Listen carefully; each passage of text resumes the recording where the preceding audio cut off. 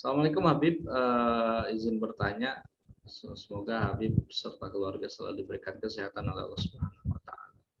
Saya Hambollah dari Banjarmasin, mohon izin bertanya. Sekarang saya berumur 29 tahun dan baru kurang lebih sekitar 3 tahun ini saya menyadari bahwa mandi wajib yang selama ini saya kerjakan salah. Saya tidak tahu kalau air yang kita niatkan harus sampai ke seluruh badan. Setelah tahu, saya langsung mempelajari bagaimana tata cara mandi wajib sesuai dengan tuntunan Rasulullah SAW. Tapi bagaimana dengan sholat yang saya dulu, sholat saya yang dulu? Apakah saya harus mengganti semua sholat saya mulai saya datang haid sampai umur saya 26 tahun? Berikut cara mandi wajib saya yang dulu. Saya mandi dulu seperti mandi biasa.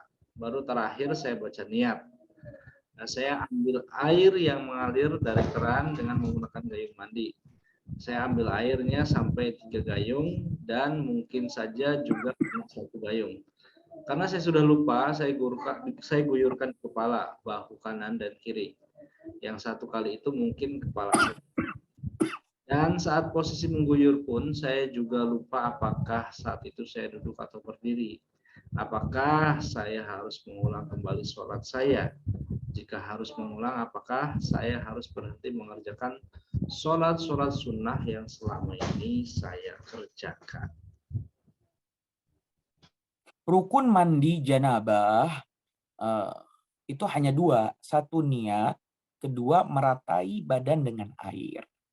Ya, nggak wajib pakai sampo, nggak usah pakai sabun. Yang penting air rata ke kulit dan semua rambut yang tumbuh di badan kita.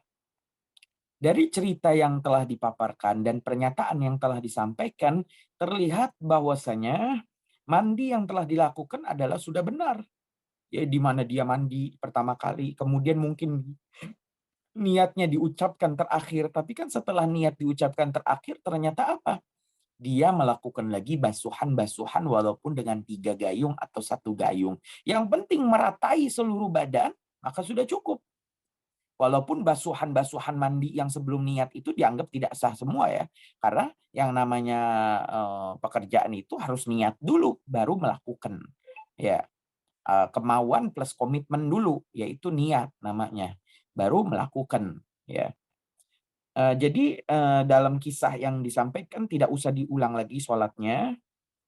Pun kalau ternyata pada kenyataannya memang ada bagian-bagian setelah 3 basuhan gayung terakhir itu yang setelah diucapkan niat kok tiba-tiba tidak rata, maka dimaafkan.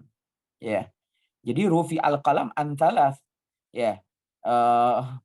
Dicabut hukum mukallafnya diantaranya daripada orang-orang yang bodoh. Ya. Jadi hal itu tidak dimaafkan dan nanti setiap mandi lakukan sesuai aturan syariat Islam, ya.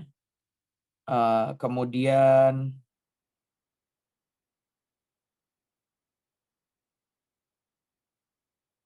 tadi ada kata-kata antara duduk dan berdiri mandinya bebas, mau duduk mau berdiri, ya.